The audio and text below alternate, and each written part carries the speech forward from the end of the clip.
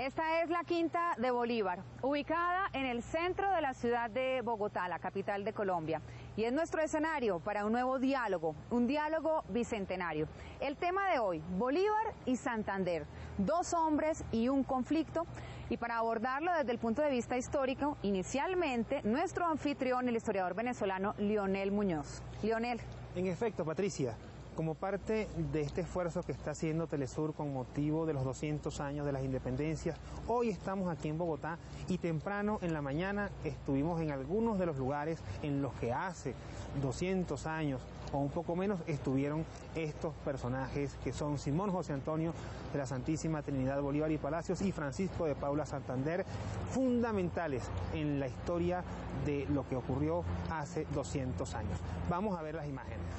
Las tensiones que se verificaron en la convención de Ocaña entre el partido bolivariano y el partido santanderista había arrojado como resultado que el Libertador ese año había asumido facultades dictatoriales para tratar de salvar la República de Colombia. Es así como el 25 de septiembre de 1828 tuvo lugar acá en esta casa justamente el llamado atentado septembrino en contra de la vida del Libertador.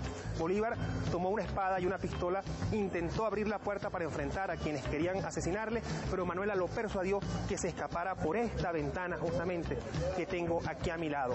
Ese atentado va a pasar a la historia como el atentado septembrino y con motivo de él van a ser juzgados Francisco de Paula Santander y el almirante Padilla, que va a ser fusilado como consecuencia de los eventos que tuvieron lugar justo en este sitio. Estamos en la Quinta de Bolívar en Bogotá. Específicamente, Bolívar estuvo aquí en el año 1821 en 3 ocasiones, luego en 1826, con ocasión de su arribo a Bogotá, va a pasar por acá en 2 oportunidades y finalmente en enero de 1830, antes de partir a Santa Marta, este va a ser el último lugar en el que Bolívar va a estar en Bogotá. Con la imagen de la fachada de la Quinta de Bolívar y el cerro de Monserrate al fondo, concluimos este recorrido detallado por cada uno de sus espacios, tránsito que nos ha llevado a revivir esos días y ese tiempo en los que aquí habitó, estuvo, durmió, padeció y vivió Simón José Antonio de la Santísima Trinidad Bolívar y Palacios.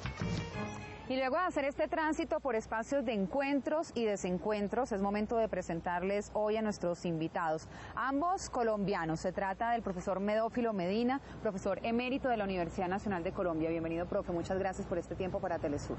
A ti, Patricia. Y también está con nosotros el antropólogo de la Universidad de los Andes de Bogotá, Luis Horacio López, que además es académico secretario de la Academia Colombiana de Historia. También gracias por estos minutos para Telesur.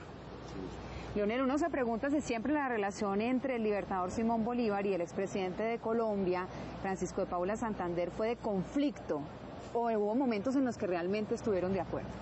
Pareciera que no, Patricia, aunque hay diversidad de posiciones en relación con el asunto, porque uno de los problemas, y por eso lo hemos traído acá a Diálogo Bicentenario, que vivimos, o que en ese tiempo de la independencia y que hemos traído incluso hasta el presente, es justamente esa disputa entre Bolívar y Santander. Las diferencias que se verificaron entre los dos personajes en aquel teatro del siglo XIX todavía hoy levanta ronchas en el seno de la historiografía, es decir, de los libros de historia y en el seno de la opinión en general. Pero a mí me gustaría que el profesor Luis Horacio o el profesor Medófilo, cualquiera de los dos, Luis Horacio, por ejemplo, ¿cómo ves estos días de la relación inicial entre estos dos personajes de vital importancia para todos?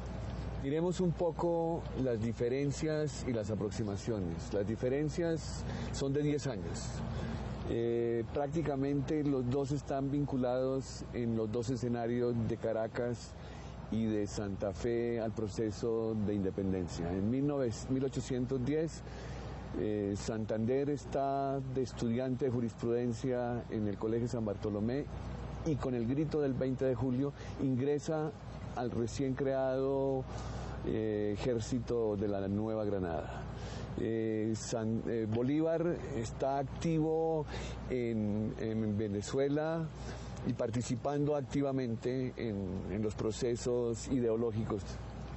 se entrecruzan sus vidas prácticamente hacia el año 13 en los valles de Cúcuta. Allí se conocen, ahí hay un primer encontrón, digámoslo así, entre el sargento y creo que ya capitán Bolívar. ¿Pero ese encontrón es armonioso? No, es una pequeña diferencia de si marcha a Venezuela o se queda en los valles de Cúcuta. Pero prácticamente desde ese momento Santander se hace en el ejército de Venezuela. Todos los ascensos, la lucha está bajo el mando de Bolívar. ¿Qué compartían, profesor Menor? Compartieron nada menos que la guerra. En 1818, Bolívar manda a Santander, a la región de los Llanos, en Venezuela.